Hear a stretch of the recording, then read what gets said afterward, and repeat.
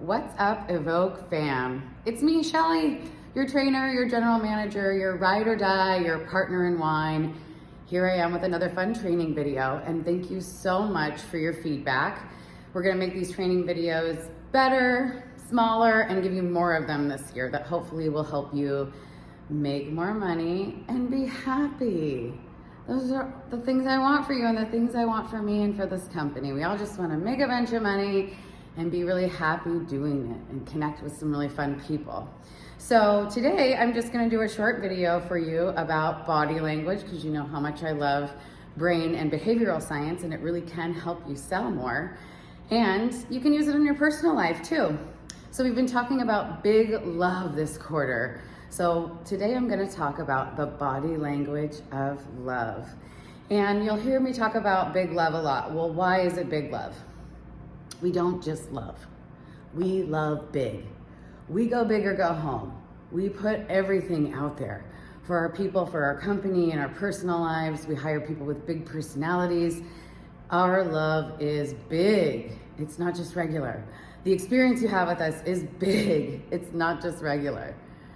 So that's what big love is all about. And it's where all of our other core values come from. And it's not just about couples. You can have big love for your ride or die, your partner in wine, right? Your best friend, your mom, your dog. We have big love for all of those things in your life that bring you joy. So it's really fun to be able to, I'm such a people watcher, and not in a creepy way, like behavioral science way. So I'm gonna give you the insider tips on how to tell just by looking at someone's body language if they like you or not, which can be helpful in romantic situations and in business situations as well, because it is proven science that people buy more things from people that they like. What a concept. So I'm gonna start with just the basics of the love body language for you to look for. And the more you can notice these things, the more you can hone in on them. And I always have a disclaimer with body language. So always look for 3 to 5 body language cues. Just because someone turned up their nose or made a weird face doesn't mean that it has anything to do with you. So make sure that you're looking for several tips and tricks and taking everything with a situational attitude. Just because someone's toes are pointing towards you doesn't mean they're madly in love with you. So take the body language stuff with a little grain of salt. So it does start with the toes and the torso and the top. So the top and the torso and the toes. Where are they pointed? If you can get all 3, right, that's 3 indicators that someone really likes you. If their top is faced towards you, you've talked to people before that are kind of looking off at their phone or looking over here while they're talking to you. That's not a great engagement. It doesn't really make you feel like they like you or they're listening, right? So the top is really important. Where's your top facing? Your torso as well. I talk about open body posture and making sure your torso is facing somebody when you're talking to them. Really gives them the indicator that you're listening, that you're open. I talk about showing your hands too. That's a very caveman brain. I am not a threat, here are my hands. So that's part of the torso. And the toes. I literally just had a member walk by the window and put their hand up against the window and give me the stare. They gave me a lot of signs right there that with their body language that they like me. So the toes is one of my favorites. The toes is really fun. And I like to think about a proximity of about 10 feet. So you want the person to be within about a 10-foot proximity. So even if you're standing in a group of friends or a group of people, generally speaking, your toes will point towards the person that you think is the most attractive.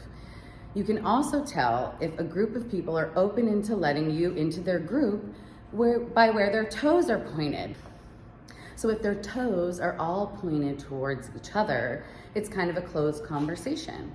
Or if some of their toes, or maybe one foot, is pointing in a different direction, you can tell that they're open to letting other people in.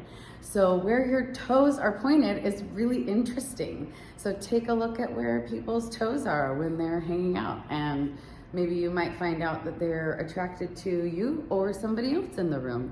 Super fun. Watch the top and the torso and the toes. The next thing people want to do to get close to you is touch you. Physical touch is a huge indicator of likability, of love, of all of those things. So there are several little indicators that happen before physical touch is initiated. So these are kind of my favorites, and you see them happen in movies all the time, but there's the slide in. And this isn't just for couples, it's for friends too. If they really like each other, they'll sit closely to each other or scooch a little closer on the couch to each other. So the slide in, trying to get close enough to initiate that physical touch. And then there's also the lean in, and I talk about this too, and it's something that you can use if you want to indicate to people that you like them. So leaning in, tilting the head, exposing your jugular vein to someone, that makes them feel like you trust them and that you want to engage with them. And then generally the next part that comes, whether it's friends or courtships is a really funny old lady word for me to say. So with friends or in romantic situations, you'll really be able to tell who likes who and who doesn't like who. Because you've also seen the reverse side of that, which is like the back away or like the distancing from someone. So there's always that opposite indicator that we don't like each other too, right? So there's the lean in, the scooch in, the head tilts, and then usually some kind of physical touch is initiated. And I do this with members in what I call the safe zone, which we can go into more detail about. Anytime you want to geek out, call me. I love to talk about behavioral science. But usually it's the forearm or the back of the shoulder. I do that a lot with people when I want to ask them a question, or if I come with a glass of wine, instead of interrupting the conversation, I'll gently touch somebody on the back of the shoulder, lean in and say, here's this next one. It's penetration. And do that, and just a little physical touch. So you can also tell if people make a point to reach out and touch you in the safe zones, which would be your arms or your shoulders, it's all good and they like you. That's that big love body language. So the other thing, and we'll just get into a little bit of the intimate zone, but that's anything here down, right? And people do this thing and it's a claiming territory thing. And I want you to watch for it next time you're out at a restaurant, because it's really interesting, or especially a busy bar, a party, something like that where people are really mingling. So someone who's attracted to somebody else and wants to claim that person for themselves will, especially if somebody else walks into the situation, you'll start to see this where people will put their hand near the small of your back.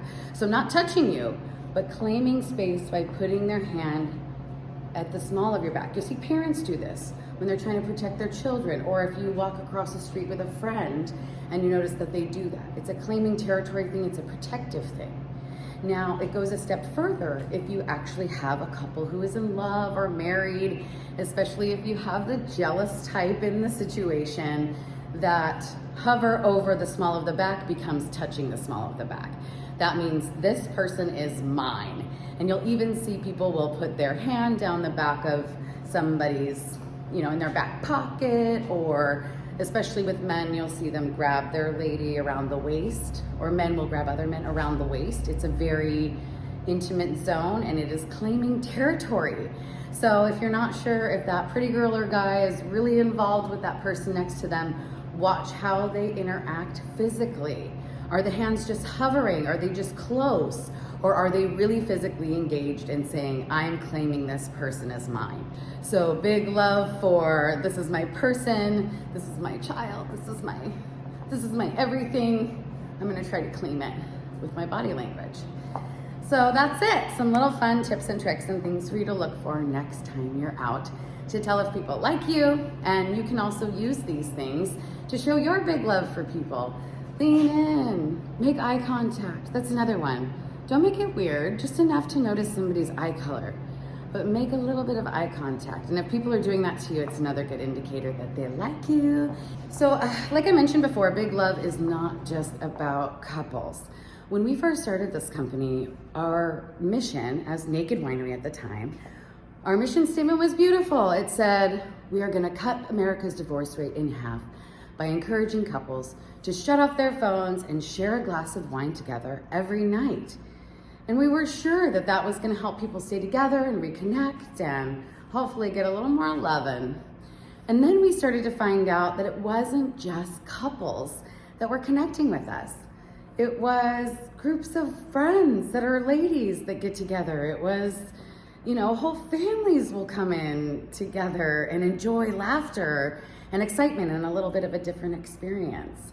So it's not just about couples. And you have to love yourself.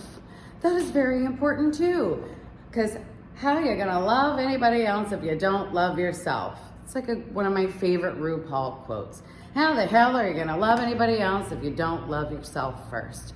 So make sure that you're showing yourself big love, your mom big love, your ride or die, your best friend, your partner in wine, show them big love. Go on a friend date. Take yourself on a date. We can show big love to everybody. So in addition to sharing your big love couple stories with me, I want to hear your other love stories. Who's your ride or die? Who's your best friend? And how did you guys fall in love? Who's your dog? Is your rescue with a missing leg? How did you fall in love with him? We have one of those. It's Kate, our accounting lady. She rescued a dog who's missing a leg that was just running around in Hood River. I'll tell her story. That's a big love story for sure. Rescuing our animals is a big love story too. So please make sure that you're sharing those with me as we go throughout the next month into Club Month and celebrating not only couples, but our big love that we have for everything else in our lives that bring us joy. And I have big love for you, and please reach out or connect. And you know that if you make a comment in this video, I'll hook you up with some bonus points. Big love to ya.